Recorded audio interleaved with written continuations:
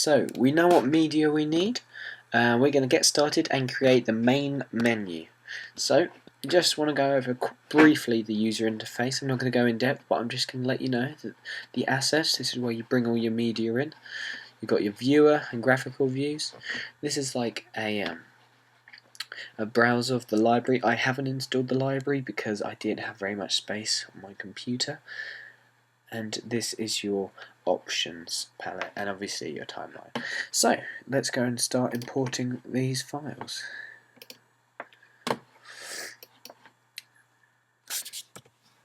I showed you what we needed, so I'm just going to bring in the ones from the main menu.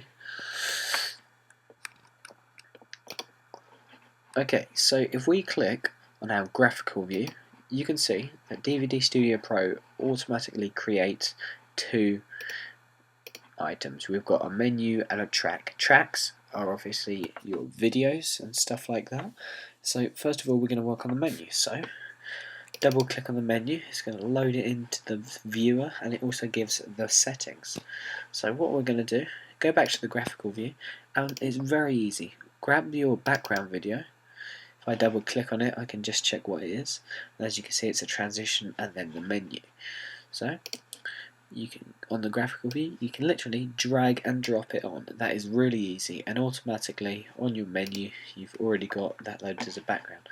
Now click on your menu, and now we've got our settings. Now what you want to do is set a loop point. We want to set it to about 4 seconds because I know that's when it loads up fine. And then I want to extend the end time because I want it to use the whole of the video. Now what that means is that it's going to play the intro, and then it's just going to play from 4 seconds to 35, and when it gets to 35 it's going to go back to 4, so it doesn't keep on fading in, which is very cool. We can set our transition, so if we click on the transition tab, it says not set. Well, DVD Studio Pro's got some default ones, but we want to scroll down to video transition. That way we can set a video as it, and we've got our main menu to feature movie, which as you can see is the menu just fading away into blackness. So we want to use that as our default transition. So we click here where it says asset, and we want to go main menu to feature, and it will load that as our default video transition, which is brilliant. Next thing we want to do to our menu is add some buttons, because as you can see it's a menu but it's not working too good. By the way, I just want to point out that I made this menu in widescreen, but it's not in widescreen, so how do we set it to widescreen? Well, it's very easy to do. On your menu tab, in the menu settings, you change the display mode from 4:3 to 16:9 letterbox, or even on a square TV it's going to show in widescreen. Now to add buttons, well, you see our libraries panel, click on styles, Apple, buttons, and you get a default button. Now I'm just going to show you how to do a default button, and you literally just drag and drop it on. We're going to scale it to the size where you can see it.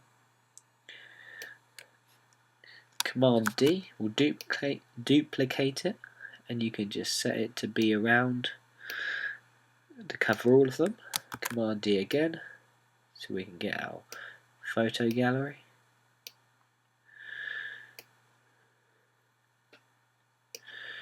Command D, and now we can get our play with subtitles. We can rename these because at the moment they're called button 1, button 2, which isn't very good. So button 1, over in our settings, see that where it says name, we can change that to play movie. Grab button number 2, tell that to be special features. Button 4 is play with subtitles. Button 3 is our photo gallery. Now this is obviously my DVD that I created for my short film, which I'll put a link up. You can pre-order that. It comes out in September. So we've got these things, but what are they? Well, nothing at the moment. What you want to do is change on the style panel of their settings, change the highlight color to yellow and the shape to Apple Shapes Simple Button. We want to decrease the opacity a bit so that we can see our title, and then you're literally going to do it. Automatically changes the highlight color and everything, but you just want to change the shape on all of them. You might want to do this before you duplicate the button, so you don't have to go through and do this, but it doesn't take very long, so it really doesn't matter. Now, on our special features, we don't want it to fade out, do we? We want it to transition using our main menu to features video.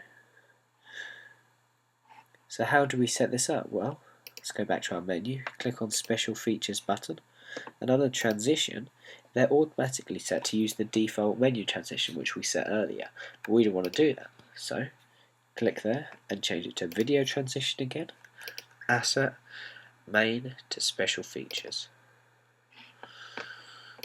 And now it will automatically do that. Now in this first part we're going to quickly create our special features menu and then leave it there to pick up from where we left off. Right, so go back to Finder or Windows Explorer, go to find out the right videos, drag them in. That's a special features background and a special features transition. Very simple.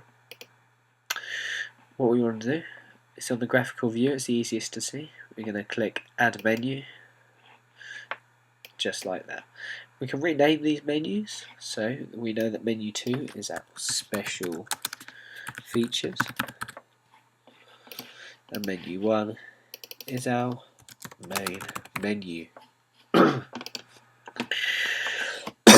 Sorry about this coughing.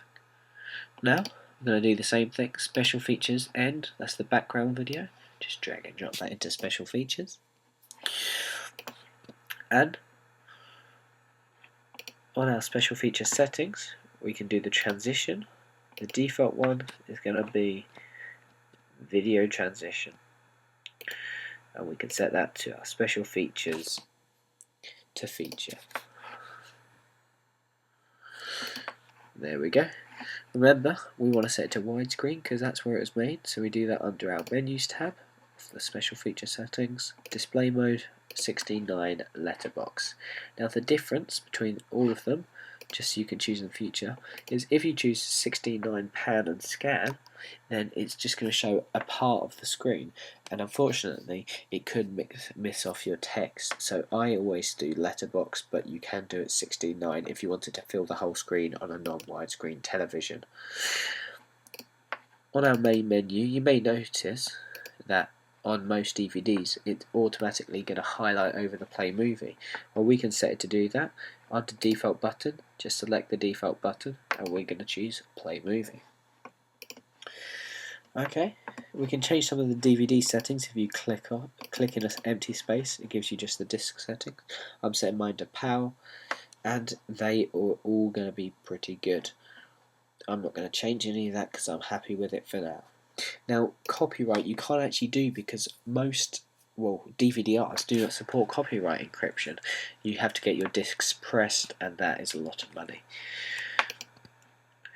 Layering, you can choose whatever disc you want to base this on, what discs you're using, etc, etc. The advanced, I wouldn't go into that because you could name your disc, so I'm going to call this End DVD.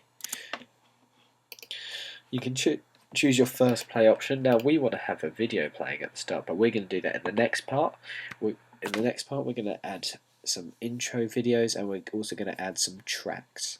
Okay, well I'll see you guys in part 2.